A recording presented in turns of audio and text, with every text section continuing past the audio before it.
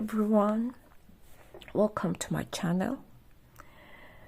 I'm reading today the story of Niki, the brave 16-year-old. In the village of Lebo, there lived a family of Hamisi, who was a blacksmith. Hamisi had a wife, her name was Usha, and they had a daughter named Niki, and twin baby girls that were born 16 years later. Hamisi and his wife, Usha, went to the city one morning to buy products for their mega shop in their village, but they never returned home. They were involved in a road accident involving their bus and another bus. In that accident, there were no survivors. Back in Lebo village, they got the news through television and radio and were asked to go to the bus offices to confirm about their relatives, because the bus offices always keeps a record of their clients. So Niki was in so much pain. She and her twin baby sisters were now orphans. She couldn't even think. Niki's parents' body were burned to ashes. She and her twin babies and her uncles traveled to the area the buses burned, together with other loved ones who had lost relatives in the accident. So a ceremony was held in that area according to tradition. Barely 2 weeks after the death of Niki's parents, her uncle Dan came knocking very early. Dan was with 2 strong men, and Dan said to Niki, "As a firstborn in my father's family, your father was my small brother. He did not leave behind any son. So by right, this your father's house and everything that your father owes now belongs to me. So I am here to make sure you vacate this house and move to my house. You are too young to take care of your 2 baby sisters and yourself." Niki remembered this uncle always wanted her father's big land near the community school, and this land where their house was, and he would always confront her father, Hamisi, about that land, that they would really fetch a lot of money from the sale of the land. Niki also remembered that the father had a hunting gun in the house. So Niki told them, "Okay, uncle, wait here. Let me just go in and pick the baby girls and a few things that we'll need. So we follow you to your house." "Okay," Uncle Dan said. "We are waiting, be fast."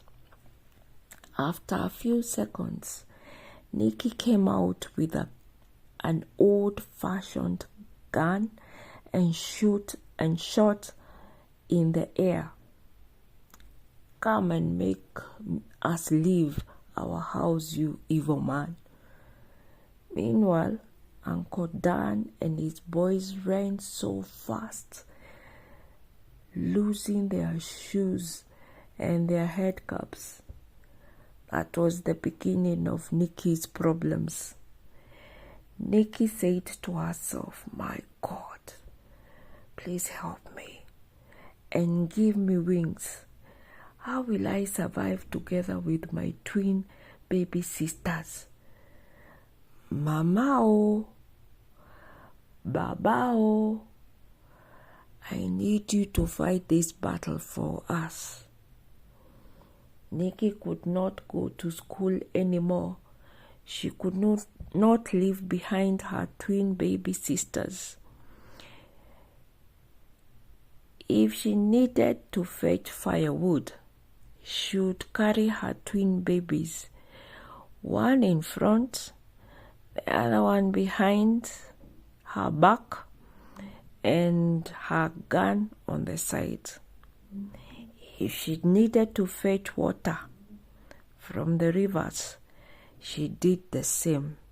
Every time before she left the house, she would say a small prayer and then talk to her dead mama and papa.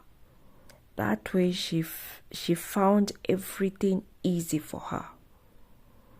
On her father's farm near their house, there were mango trees, there were oranges, there were coconuts, there were bananas, there were sweet potatoes, pumpkins. So she would use some of these foodstuff to cook for themselves, and she would sell some so she can get money to buy baby milk and diapers, etc. Uncle Dan saw that Niki was getting farm foodstuffs from her farm. Again, he came with his boys and forbid her from taking anything from the farm. Some forces started beating his Uncle Dan and his boys mercilessly. They were beaten so badly. They broke their neck, they broke their arms, they broke their legs, and they were taken to the hospitals where they stayed for months. When they were in the hospital, Niki had some peace. People in the village said Niki's parents' spirits were fighting for her. But on the other hand, Niki's uncle had an evil wife called Leah. Leah managed to organize a group of women against her, saying that Niki was underage and she was too young to take care of herself and her twin baby sisters, and that they should be placed in an orphanage where they can be taken care of properly. Leah's evil plan was to remove Niki from her father's house so that she and her husband Dan could sell the house and the land around it. Some women even came around and told Niki that she had been given 10 days to report to the orphanage. Niki remembered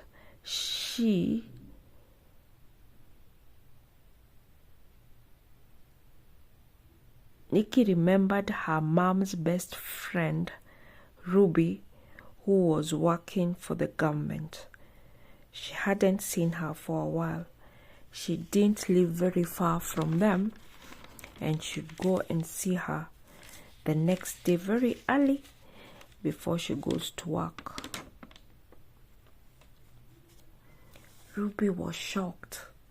Her best friend died. My God, my child, Niki. You were too young to go through all this. Why didn't you let me know earlier?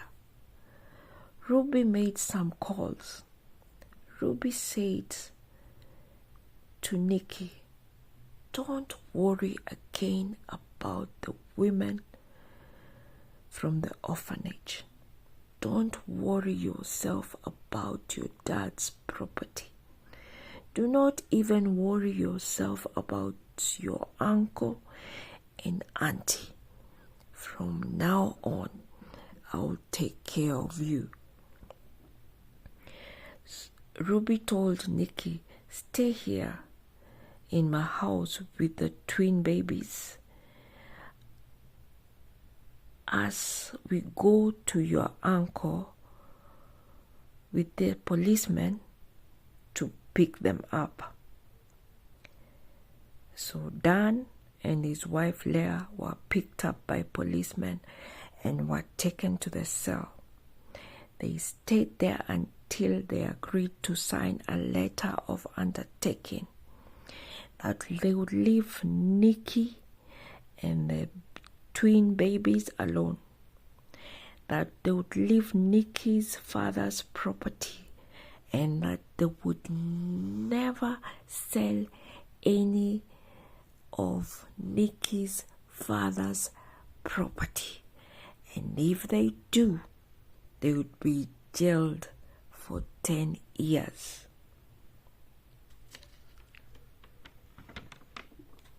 So Dan and Leah had done a lot of evil to different people in Labour Village. Their neighbor, Juma, jailed them for 20 years each for killing his son. It is said, every day is for the thief. One day is for the owner. Thank you.